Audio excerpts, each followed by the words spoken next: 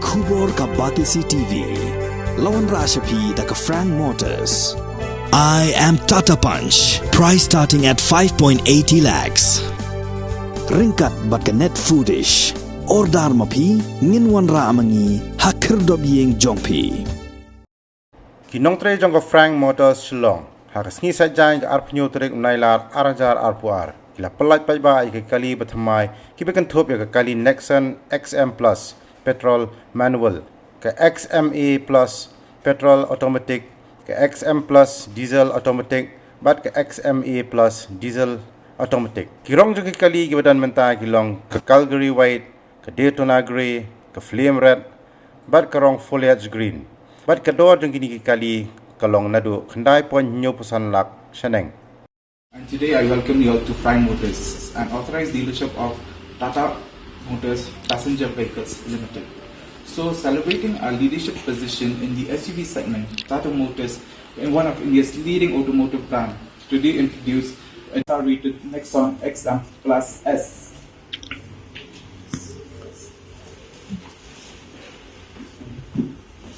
The Nexon XM Plus S is placed between the XMS and the XL Plus. The newest edition is loaded with features and will be available in an attractive starting price of ₹9.75 lakhs.